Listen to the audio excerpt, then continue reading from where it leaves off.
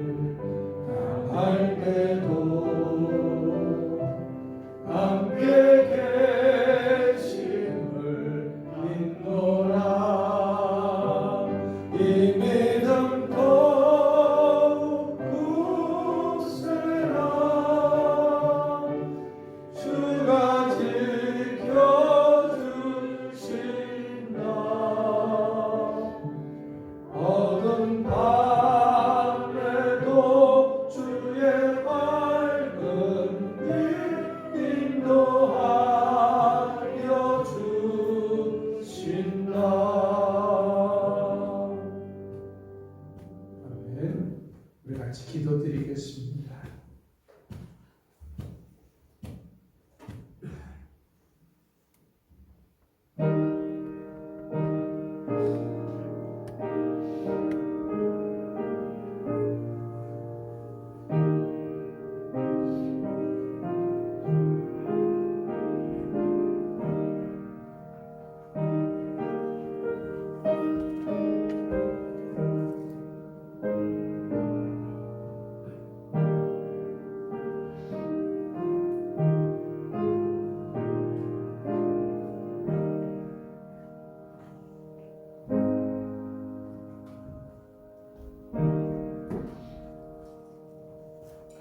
내가 말하기를 여호와는 나의 피난처시라 하고 지존자를 너의 거처로 삼았으므로 화가 내게 미치지 못하며 재앙이 내 장막에 가까이 오지 못하리니 그가 너를 위하여 그의 천사들을 명령하사 내 모든 길에서 너를 지키게 하심이라. 그들이 그들의 손으로 너를 붙들어 발이 돌에 부딪히지 아니하게 하리로다. 네가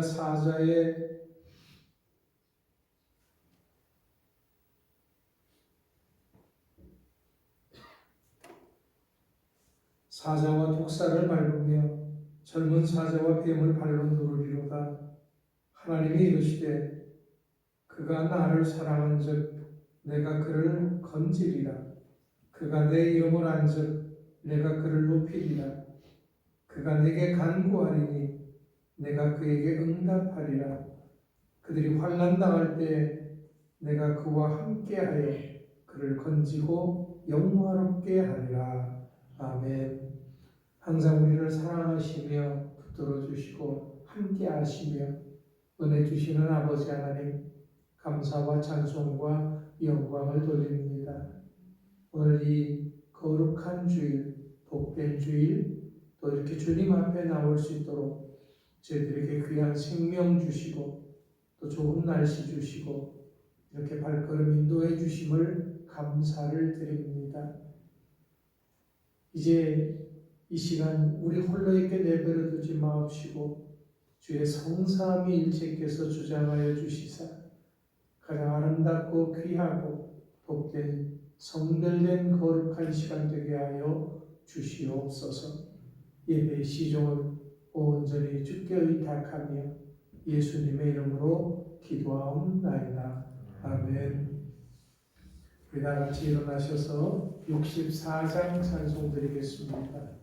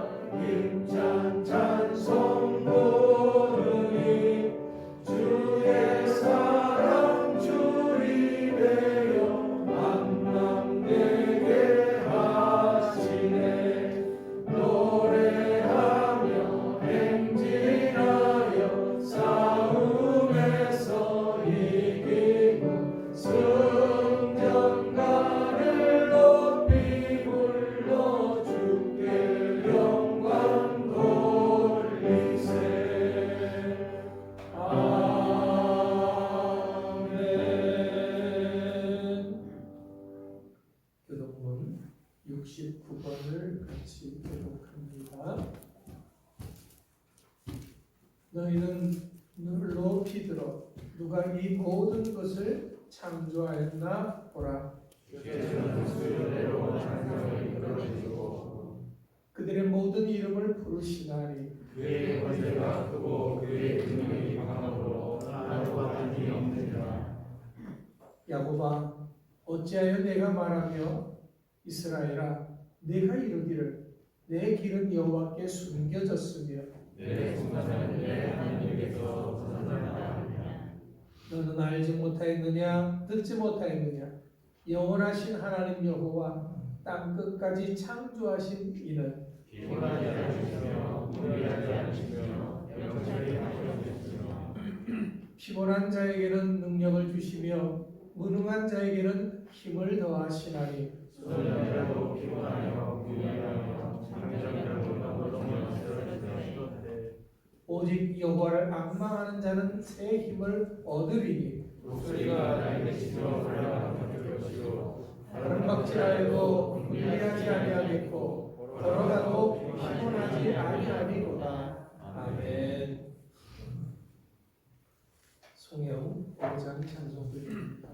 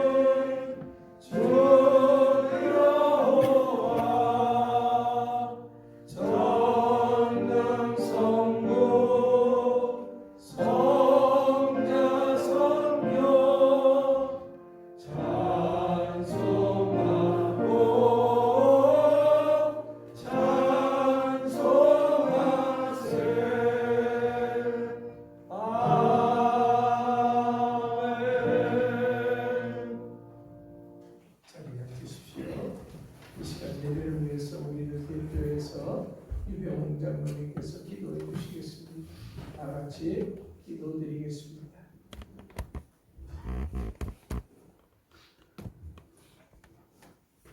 시와 때를 따라서 계절을 주시고 축복하시고 인도하신 하나님께 감사드립니다.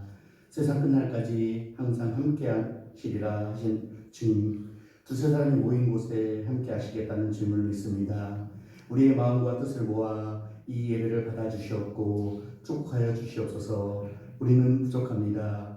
의롭지 못합니다. 주님의 뜻을 알고도 행할 의지의 결단이 부족합니다. 주님, 이 자리에 머리 숙인 우리 모두를 긍휼히 여겨주시고 우리의 마음과 생각을 인도하시사 우리의 꿈과 비전을 바로서게 하옵소서.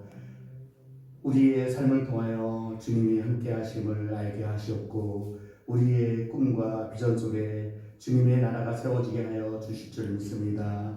하나님의 은혜로 세워주신 이 나라가 계속해서 주님의 은혜와 사랑이 세워지게 하옵시고 젊은이들의 환상을 보고 어르신들의 꿈을 꾸라 하신 주님의 말씀을 이루는 나라가 되게 하여 주시옵습니다.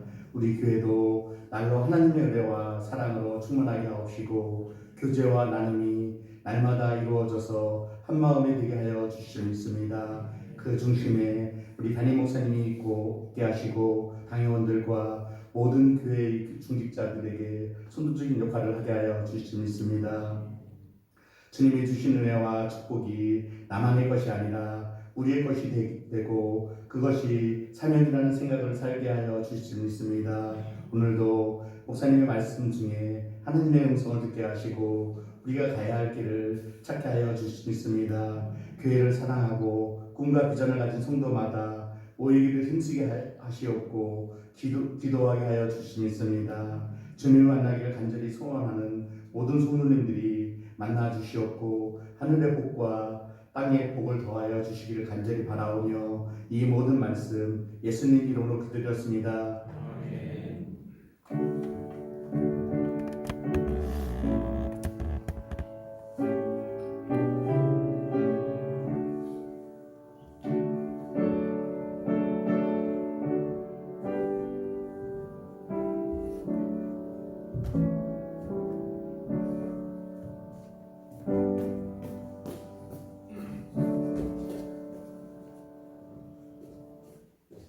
찬송 433장 드리면서 헌금 봉헌하도록 하겠습니다.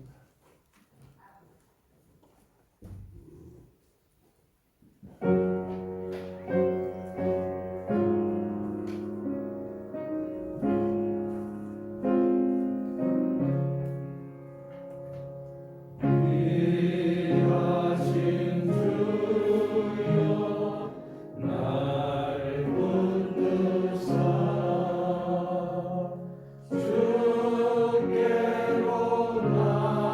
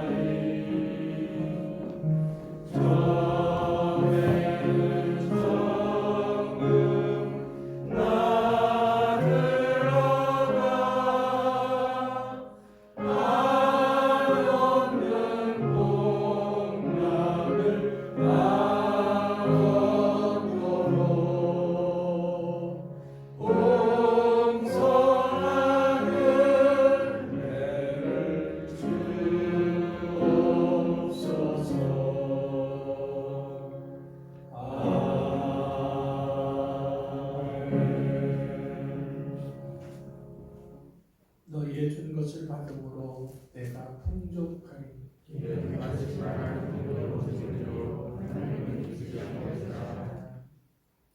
우리가 무엇이 간데 이처럼 들이 힘이 있나이까. 모든 것이 주께로부터 왔사오니 주의 설명을 받는 것으로 주의 뜻을 의미이다.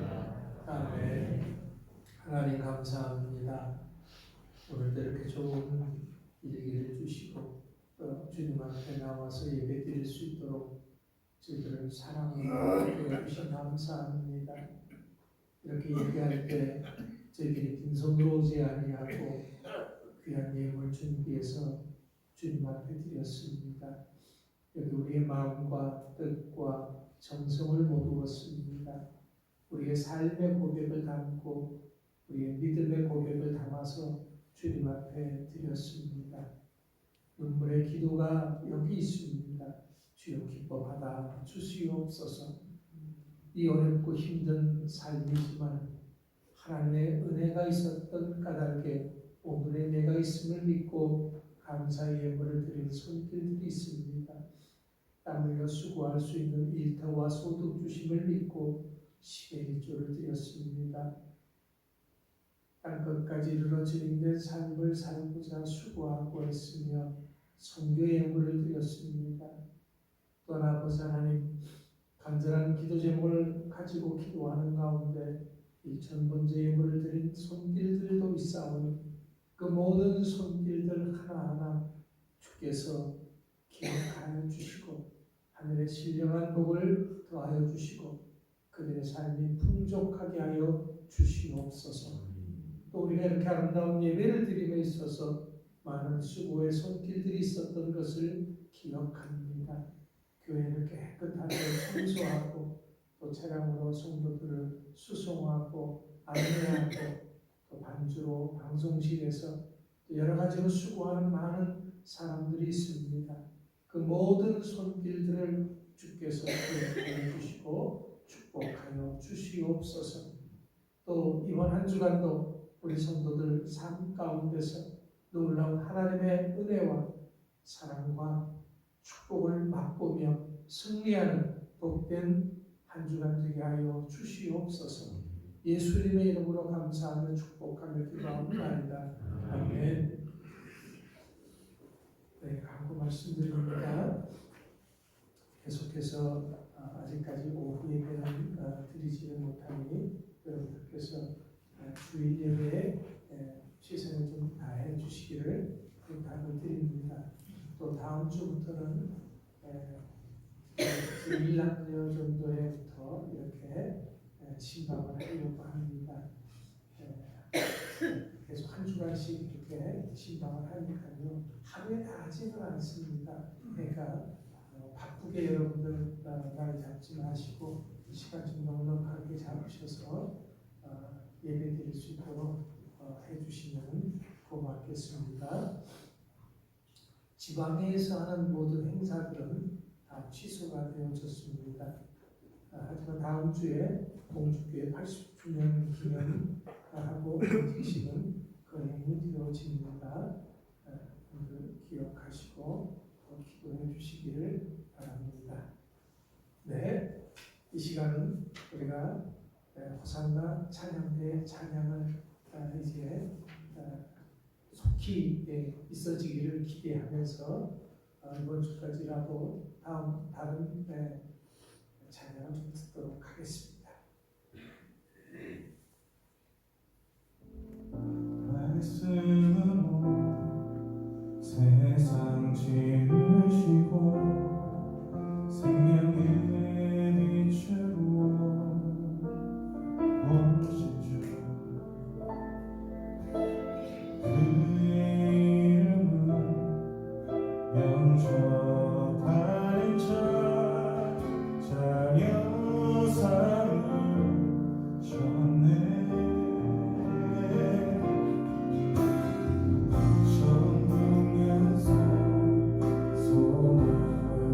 살고 하늘의 위로를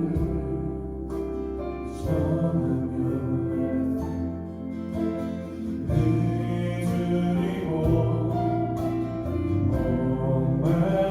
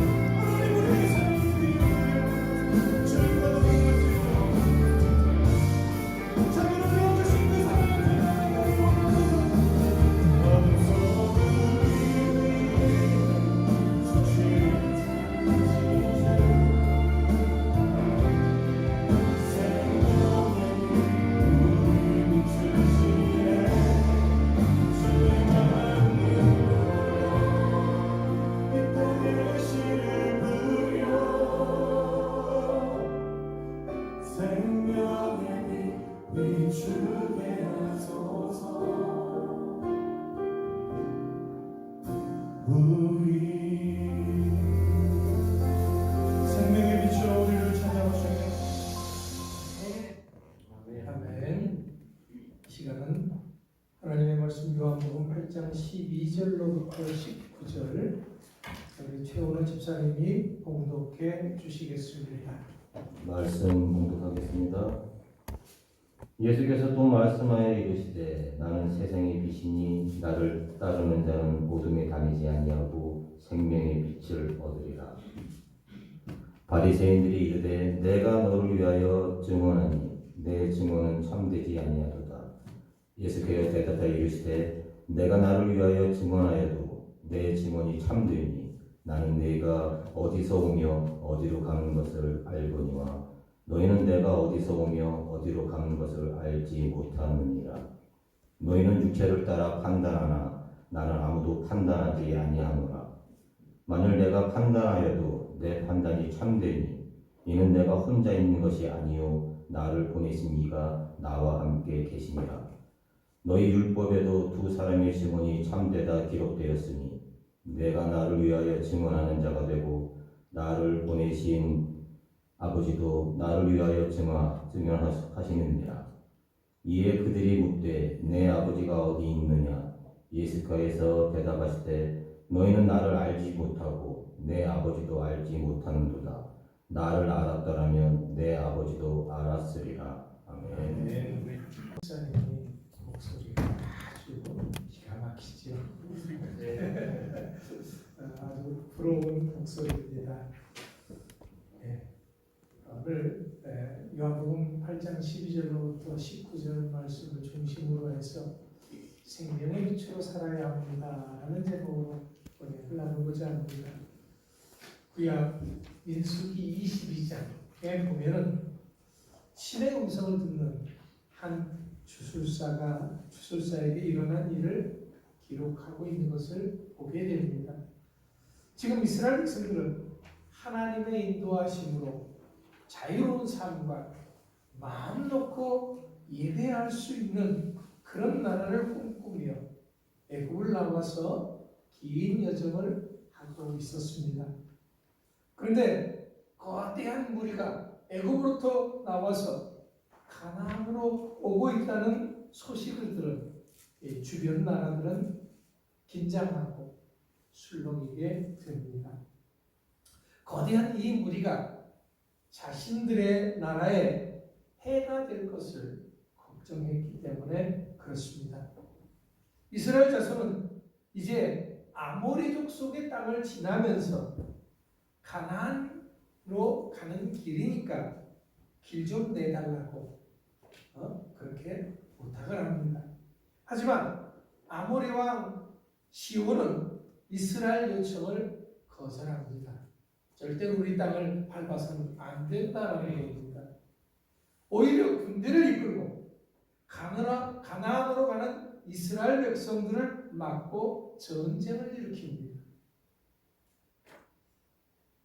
분명히 이스라엘은 아모리 족속에게 어떤 해도 끼칠 생각은 전혀 없었습니다.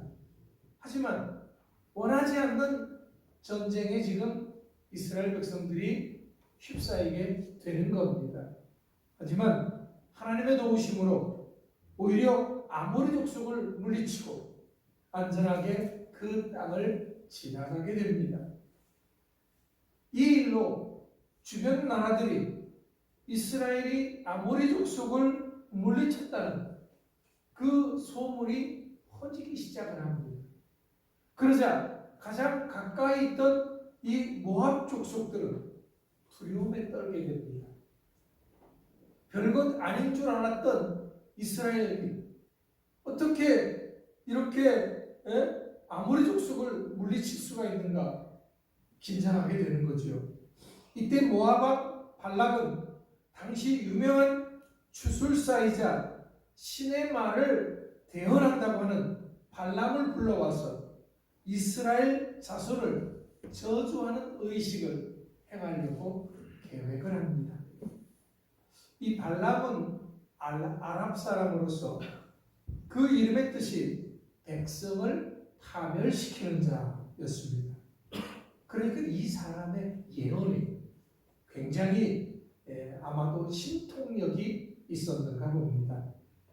발람은 유브라테스강 서쪽 96km 지점에 있는 메소포타미아 부들 지방의 사람이었습니다. 이런 발람은 아브라함과 이삭과 야곱의 이야기를 통해서 이미 하나님이 어떤 분이라는 것을, 하나님의 위대하심을 잘 알고 있었습니다. 그런데 지금 모압의 장로들과 미디안의 장로들이 발락 왕의 명령을 받고 발람을 부르러 왔습니다. 이때 주술사 발람은 하나님의 음성을 듣게 됩니다.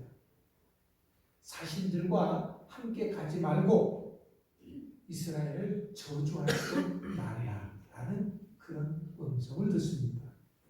하나님의 음성을 들은 이 발람은 하나님을 두려워해서 자신들을 그냥 돌려보냅니다. 그런데 문제가 뭐냐? 발락 왕이, 이 모압 발락 왕이 포기하지 않습니다. 왜냐하면 그것은 지금 그들에게는 생존권이 달려있는 그런 문제였기 때문에 그렇습니다. 그래서 이번에는 더 많은 사람들을 보내고 더 많은 보상과 지위까지도 약속을 해서 발람을 회유합니다. 계속되는 이러한 꼬드김에 발람은 마음이 조금씩 흔들리기 시작을 합니다. 만약 발람이 이전에 하나님께서 하셨던 명령을 기억을 하고 그것을 충실하게 지키려고 했다 그러면 누가 오든지 곧바로 돌려보내야 합니다. 그런데 발람은 그렇게 하지 않습니다. 자신들에게는 모압 왕이 금과 은을 준다 해도 하나님의 말씀을 어길 수 없습니다. 말은 하면서도 하나님께 한 번 더 물어보겠습니다 라고 이야기를 합니다. 이렇게 말한 것은 발람은 이미 물질에 그 마음이 기울어졌기 때문에 그렇습니다.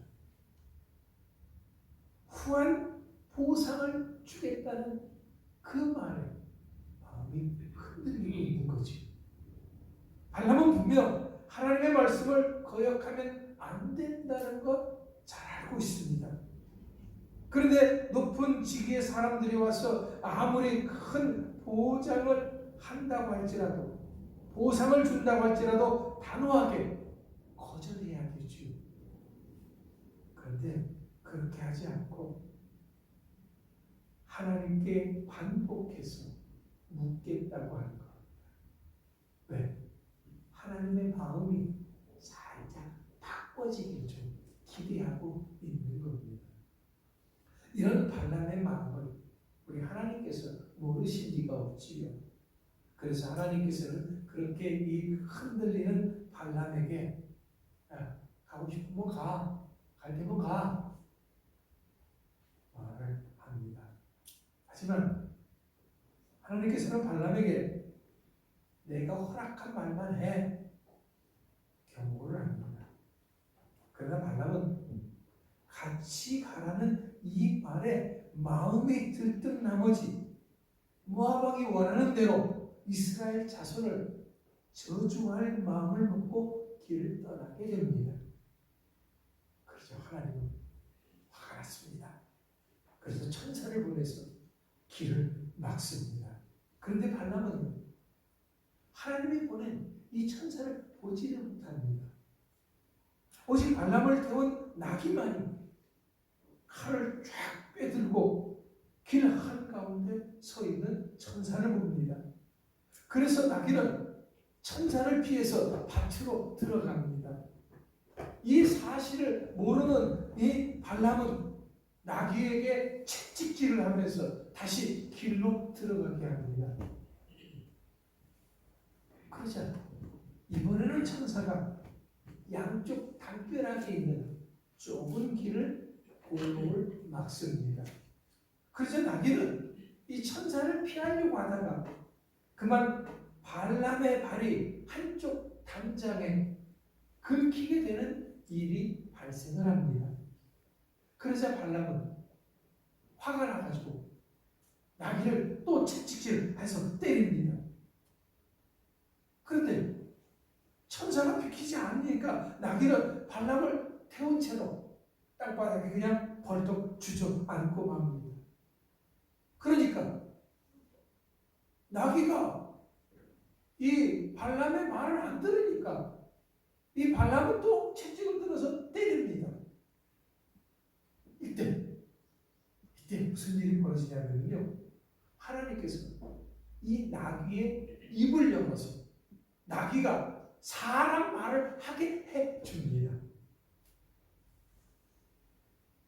그러니까 이제 나귀가 발람에게 말을 합니다.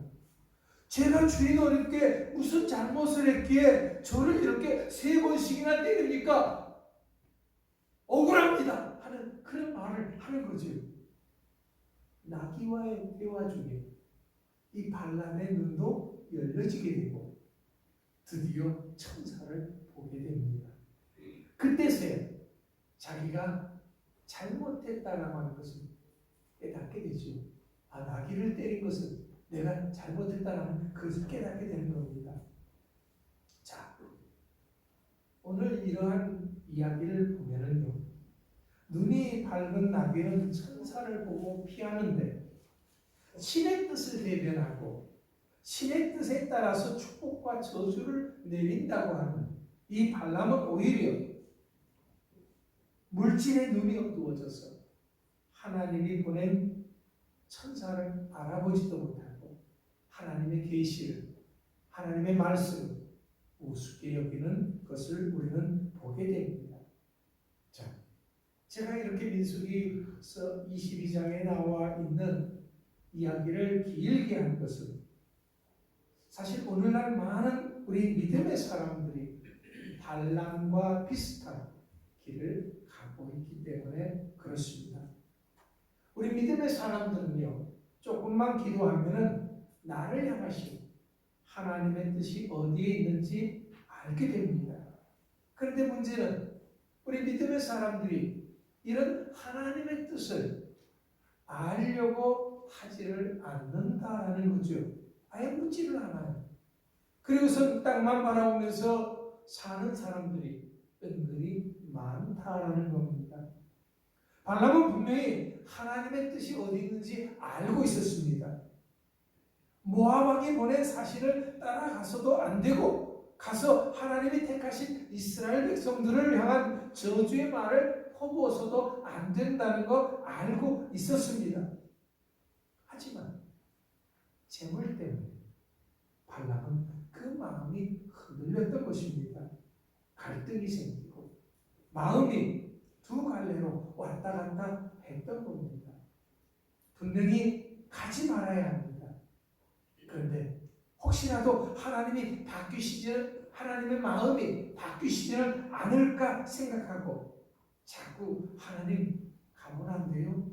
하나님하고 되물었던 것입니다. 하면 한번 안 된다고 하면은 안 되는 것인데 자꾸 미련을 갖는 것이지요. 그래서 하나님의 빈틈을 보이시는 것 같이 느껴지자 바로 고관들을 따라 나섰던 것입니다. 그러는 사이 하나님의 경고와 명령, 그 마음속에서 희미해졌던 것이죠. 그래서 하나님께서는 천사까지도 보내셨음에도 불구하고 눈이 어두워진 이 발람은 나귀가 알아보는 천사도 못 알아보는 그런 지경에 처하게 된 것입니다. 그러면서 애꿎은 나귀만 때렸던 것이죠. 저는 오늘날 많은 믿음의 사람들이 나를 구원하신 그 하나님의 뜻에 순종해야 한다는 것 잘 알고 있다고 생각을 합니다. 그런데 세상의 유혹이 만만치 않기 때문에 자꾸 마음이 거기에 쏠리는 거지요. 간혹 하나님을 향한 마음이 생기다가도 세상의 온갖 유혹들이 마음에 내 눈에 들어오면 거기에 마음이 기울어져서 하나님의 말씀을 까마득하게 잊어버리는 경우가 생긴다라는 겁니다. 오늘 본문 말씀 12절에 보면은 예수님께서 자신이야말로 하나님께서 보증하시는 세상의 빛이다 라고 말씀하십니다. 세상의 빛으로 오신 예수님을 따르면 어둠에서 벗어나서 생명의 빛을 얻을 수 있다고 말씀하셨습니다. 이 말씀은 100번 옳은 말씀이고 만고불변의 진리의 말씀입니다. 하지만 자신의 고집과 생각으로 가득했던 당시 바리새파 사람들은요, 예수님의 말씀을 알아보지 못했습니다. 왜? 예수님을 알아보는 눈이 어두워져 있었기 때문에. 그 마음이 세상 것으로 가득 찼기 때문에 예수님을 알아보지 못했습니다. 예수님을 알아보는 눈이 없었기 때문에 사실 예수님을 보내신 분이 하나님이시라고 하는 것도 깨닫지 못했던 것입니다. 그래서 예수님은 바리새파 사람들을 책망을 했습니다. 이 책망의 말씀은 사실 오늘을 살아가는 우리들이 들어야 할 말씀이기도 합니다. 왜? 인생의 주인이 하나님이시잖아요. 우리들을 교회로 불러 모으신 분이 하나님이시잖아요. 그런데 우리는 지금 하나님의 뜻을 진지하게 묻고 있지 않습니다. 기도하지 않아요. 성경 말씀을 상고하지도 않습니다. 여러분들이 얼마나 집에서 성경 말씀 읽어보십니까? 요즘에는 이렇게 성경 말씀도 띄워주니까 아예 교회 오실 때 성경책도 안 가지고 오시고 성경책 펴볼 일이 없어요. 그러니까 우리 집에 성경책이 어디 있나 잊어버리고 산다는. 그렇게 되면 이 하나님의 말씀을 우리가 잊어버리는 자신의 생각과 습관을 더 앞세우는 경우가 많이 생기십니다. 하나님의 일을 한다고 하면서도 하나님의 말씀하신 그 뜻보다는 이전에 내가 행하였던 내 경험이 내 행동의 기준이 되신다는 거죠. 복음의 말씀 대신 물질이 삶의 기준이 됩니다. 나를 구원하신 하나님의 말씀을 따라서 우리는 하나님의 뜻을 따라서 살아가야 되는 거지요. 그런데 우리는 물질을 따라서 살아가는 경우가 많다는 거죠. 물질이 내 삶의 주인이 되는 거예요. 그래서 물질이 허락하면 예 하고 물질이 안 돼 하면 안 하는 거죠. 하나님의 일이건 내 일이건 무슨 일이건 물질의 허락이 되어져야지 한다는 거예요. 물질이 허락하지 않으면 안 하는 거예요. 내 마음에 하나님이 주시는 음성을 따라서 하나님이 주시는 내 마음의 움직임을 따라서 해야 되겠다 하면은 물질이 허락하지 않더라도 내가 하면 되는데 그러면 하나님께서 채워주실 것인데 우리는 그러한 것을 기대하지 못하고 살아간다는 겁니다. 그러다 보니까 진리에 대한 진지한 연구와 추구가 없다 보니까 미신이 판을 치는 거죠. 사랑과 은혜 대신 혐오와 악담 같은 저주의 언어들이 난무하는 것입니다. 하지만 우리 믿음의 사람들은 교회나 사회나 가정이나 그 어디에서도 항상 하나님의 뜻을 추구하면서 살아야 하는 사람들입니다. 그런데 오늘 신약 말씀에서의 책망받은 바리새파 사람들처럼 오늘날 많은 믿음의 사람들이 여전히 하나님의 기준이 아니라 사람의 기준, 세상의 기준으로 살아가는 것을 보게 됩니다.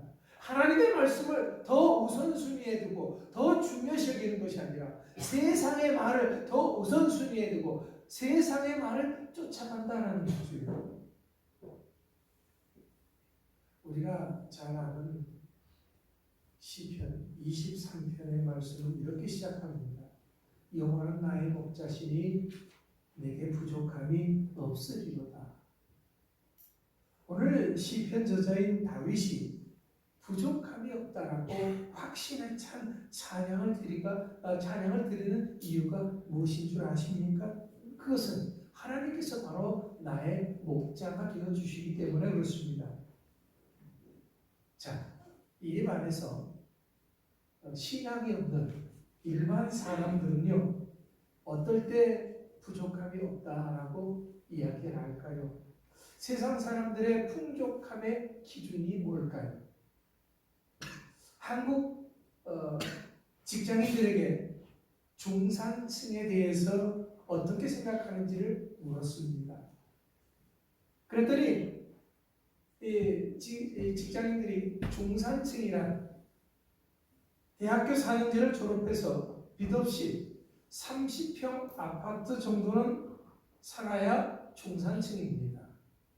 대기업이나 중소기업에 취직해서 매월 500만 원 이상은 벌어야지 중산층입니다. 자동차는 최소한 2000cc 이상은 타야 합니다. 통장에는 현찰로 1억 정도는 있어야 합니다. 1년에 한 번 정도 그래도 해외여행은 다녀올 정도가 되어져야지 중산층입니다. 라고 이야기를 합니다. 수도권에 사는 사람들은 자기가 가진 자산이 10억 원 정도는 있어야 중산층입니다. 라고 얘기를 하고요. 충청도나 전라도 지역의 사람들은 한 5억 정도 있어도 중산층이라고 생각을 하고, 강원도나 제주도는 한 3억 원만 있어도 중산층이라고 생각한다고 합니다. 그렇다면 예수 안 믿는 일반 사람들의 경우에 오늘 예배에 참석하고 있는 여러분들은 중산층이라는 것 빼놓고요, 여러분들은 언제 내게 부족함이 없습니다 라는 고백을 드립니까? 방금 전에 말씀드렸던 한국의 직장인들이 생각하는 중산층은 되어져야지 내게 부족함이 없습니다라는 고백이 나올까요? 아닙니다. 사실 인간의 욕심이라는 것은 결코 만족함이 없습니다. 우리 믿음의 사람들은 오직 하나님 한 분으로 만족해야 되는 사람들인 거지요. 하나님의 뜻을 세상에 펼쳐나갈 때, 그래서 세상의 빛으로 존재할 때 내게 부족함이 없다라고 고백하는 사람들이 우리여야 합니다. 그런데 그렇지 못하다라는 거죠. 시편 23편 2절 4절 말씀에 이제 이렇게 이어집니다. 그가 나를 푸른 풀밭에 누이시며 쉴만한 물가로 인도하시는도다. 내 영혼을 소생시키시고 자기 이름을 위하여 의의 길로 인도하시는도다. 내가 사망의 음침한 골짜기로 다닐지라도 해를 두려워하지 않을 것은 주께서 나와 함께 하시리라. 주의 지팡이와 막대기가 나를 안위하시나이다. 자, 이어지는 이 고백 때문에 많은 믿음의 사람들이 착각을 합니다. 하나님께서 나를 푸른 풀밭에 누이시며 쉴만한 물가로 인도하시기 때문에 부족함이 없다라고 생각한다라는 거죠. 하나님 때문에 부족함이 없는 것이 아니다라는 거죠. 하나님이 나에게 푸른 풀밭을 제공해 주시고 쉴만한 물가로 인도해 주시기 때문에 부족함이 없다라고 생각한다라는 겁니다. 만약 이 시편 23편의 말씀을 지금까지 그렇게 읽었다면 이거는 잘못 읽은 것입니다. 왜냐하면 하나님 자신이 푸른 풀밭이고 쉴만한 물가이시기 때문에 그렇습니다. 그런데 많은 믿음의 사람들조차도 실제로 푸른 풀밭이 제공이 되고 쉴만한 물가가 있어야 하고 위에 말한 대로 물질적, 경제적 풍요가 제공되어져야 부족함이 없습니다라고 생각한다는 거지요. 만약 정말 그렇다면 이런 믿음의 사람들은 하나님이 나의 목자가 아닌 겁니다. 하나님이 제공하고 계시는 그 혜택이 나의 목자인 거지요. 하나님이 수단이 되고 하나님이 허락하신 안정된 삶이 목적이 되는 것이죠. 수단과 목적이 뒤바뀐 것입니다. 이럴 때 우리의 신앙과 진리는 타락하고 훼손되어지는 것입니다. 시편의 말씀을 가만히 읽어보면 다윗은 사망의 음침한 골짜기도 경험했던 것을 알 수가 있습니다. 그것은 하나님께서 당신의 이름을 위해서 다윗을 바른 길로 인도하셨기 때문에 그렇습니다. 다윗은 이 불의한 세상에서 악을 선으로 갚으려고 했었습니다. 참고 기다리며 묵묵히 사랑을 실천하는 삶을 살았습니다. 그렇기 때문에 악의 세력들이 자신들이 더럽고 추악한 모습이 드러나자 다윗을 사망의 음침한 골짜기로 몰아넣었던 것입니다. 그러나 우리의 목자가 되시는 하나님께서는 그런 상황에서 지팡이와 막대기가 되어주시고 다윗을 지켜주셨습니다. 성경은 우리에게 이렇게 말씀하시고 계심에도 불구하고 오늘날의 많은 믿음의 사람들은 하나님의 선하심과 인자하심에게 자신을 내어 맡기려고 하지 않습니다. 그렇기 때문에 우리들의 마음은 작은 일에도 두려움이 생깁니다.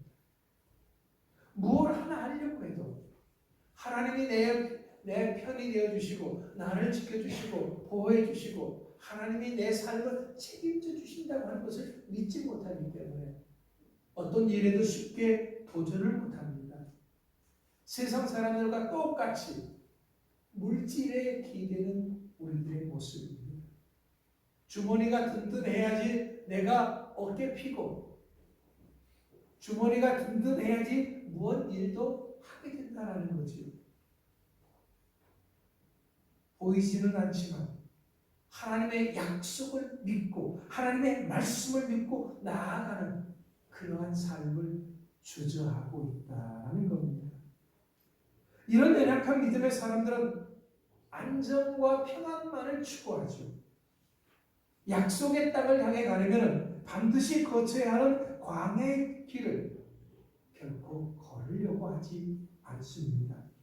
빛 대신 주님께서 바른 길로 이끄심에도 불구하고 많은 믿음의 사람들조차도 이해하고 대답하고 따르기를 주저합니다. 그래서 세상 사람들의 눈에도 이런 믿음의 사람들이 일반 사람들과 비교해서 어떤 신앙적인 우월한 면도 발견할 수 없다라고 비판하는 것입니다. 하지만 우리는 더 이상 이렇게 살아서는 안 됩니다. 우리들은 세상에 비친 예수 그리스도에 대한 확신을 가져야 합니다. 더 이상 비본질적인 것에 마음을 빼앗겨서는 안 됩니다. 바로 이럴 때 절실하게 필요한 것이 복음의 말씀인 것이죠. 코로나19로 인해서 함께 모이지 못하는 상황이 반복된다고 하는 이때에도 우리는 계속해서 하나님의 말씀에 목말라 해야 합니다. 굶주린 사자와 같이 진리를 찾는 사람들이 되어져야 합니다. 하나님의 뜻을 묻고 또 묻고 그 뜻대로 살아가려고 힘쓰고 애쓰고 때로는 눈물을 흘려야 하는 것입니다. 진정으로 하나님의 뜻을 추구하는 사람들, 이 사람들이 하나님이 기뻐하시는 믿음의 사람들인 것이죠. 마지막 날 하나님께서 모든 것을 심판하실 때 우리 모두는 하나님의 저울 때 우리의 신앙을 달게 될 것입니다. 그럴 때 우리는 하나님 앞에서 그 어떤 핑계도 될 수 없습니다. 코로나 때문에, 세상 때문에, 누구 때문에 라는 핑계 될 수 없습니다. 하나님 앞에 설 때 우리는 과연 어떤 모습으로 서게 될지 지금보다 더 진지하게 우리의 신앙의 현주소를 물어야 할 것입니다. 그리고 신앙을 우리는 붙들어야 할 것입니다. 이제 우리는 주님을 위해서 내가 무엇을 해야 할지 고민해야 될 시기입니다.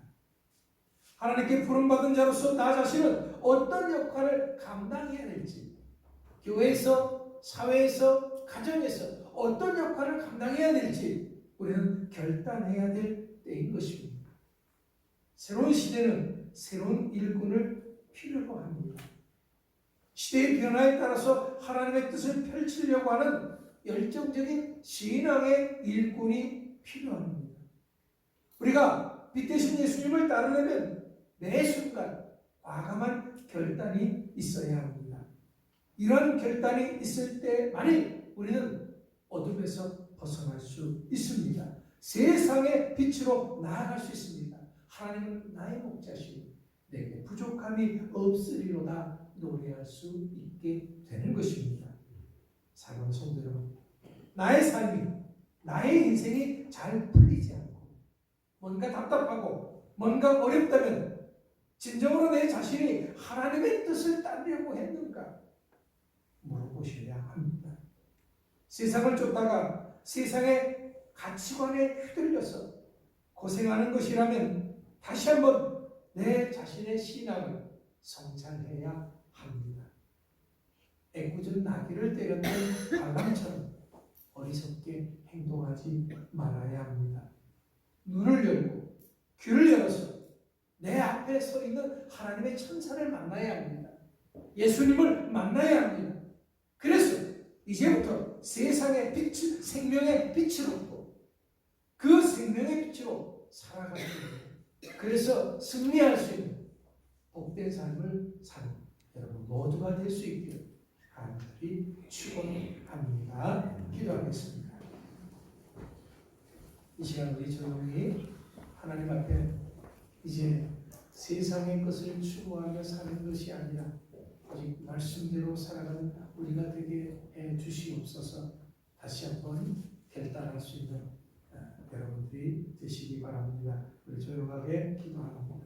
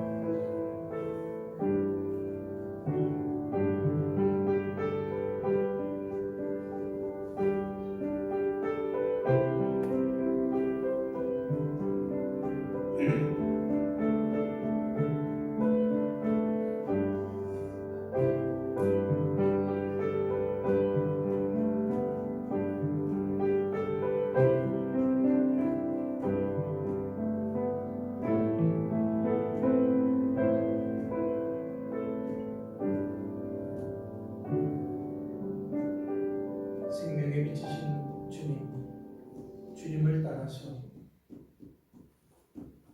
이 세상을 이기고 승리하는 자, 오직 주께 영광 돌리는 복된 삶을 사는 여러분과 되게 하여 주시옵소서. 예수님의 이름으로 기도합니다. 아멘. 445장 1절 3절을 듣도록 하겠습니다.